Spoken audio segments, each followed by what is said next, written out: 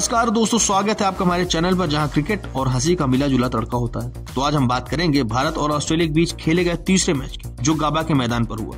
अब आप सोच रहे होंगे कि क्या फिर से टेस्ट क्रिकेट? तो हाँ बिल्कुल, लेकिन इस बार हम आपको सिर्फ क्रिकेट ही नहीं बल्कि थोड़ी सी मस्ती और मजाक भी देंगे। तो तैयार हो जाइए, कपड़े उतार लीजिए, मंजन कर लीजिए, गाड़ी में बैठ जाइए और नए कपड़े वापस पहन लीजिए, क्योंकि इस वीडियो में क्रिकेट का धमाल और थोड़ी सी कसकर हंसी आने वाली है।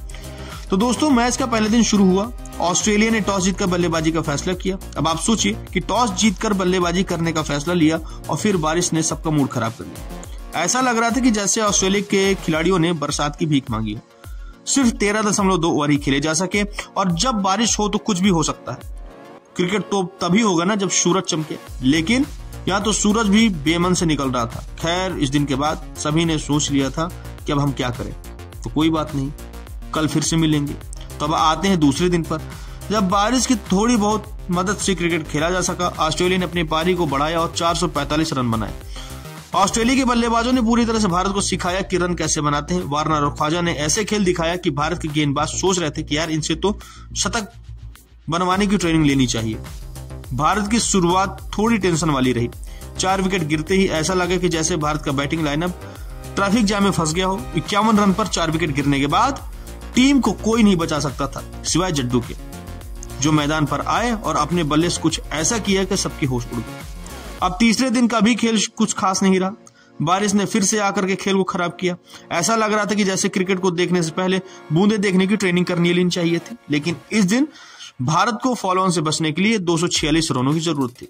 अब जब संकट में हो तो एक ही चीज बची होती है, वो है जडेजा।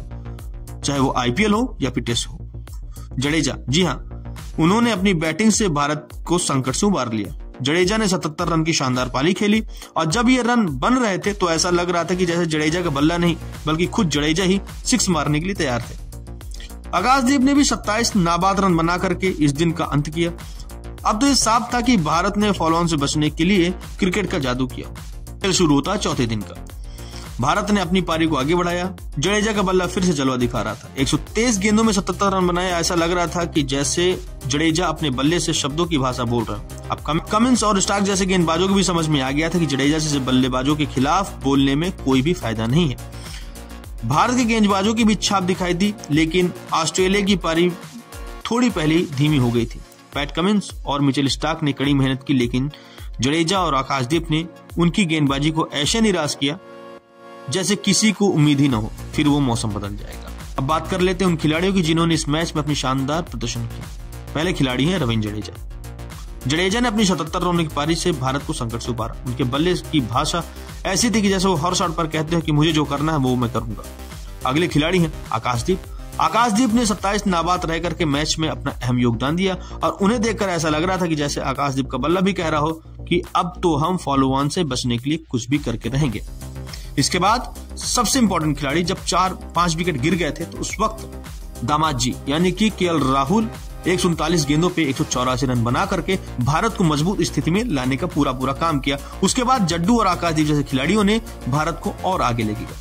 इसके बाद ऑस्ट्रेलिया खिलाड़ियों की बात करें तो पैट कमिंस और मिचेल स्टार्क। ऑस्ट्रेलिया की ये दोनों दिग्गज तेज गेंदबाजों ने भारत को काफी परेशान किया, लेकिन जडेजा और आकाशदीप ने उनकी गेंदबाजी को इस तरह की चालाकी से डिफेंस किया कि कमिंस और स्टार्क को समझ में नहीं आ गया कि भारत क्रिकेट भी खेल सकता है और क्रिकेट को कभी पलट सकता है। तो था कुल मिलाकर के खिलाड़ियों की खिचड़ी।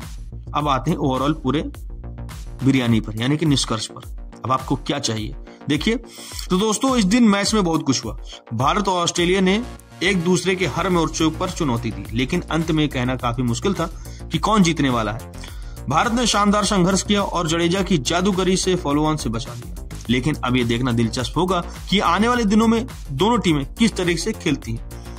अब आपको अगर हमारे ये वीडियो पसंद आया हो तो कृपया करके लाइक कर दीजिएगा, कमेंट कर दीजिएगा, सब्सक्राइब कर दीजिएगा, और हाँ, अगली वीडियो में हम फिर से मिलते हैं नई तबाही के साथ। तब तक के लिए टाटा, बाय बाय, जय हिंद, नमस्कार।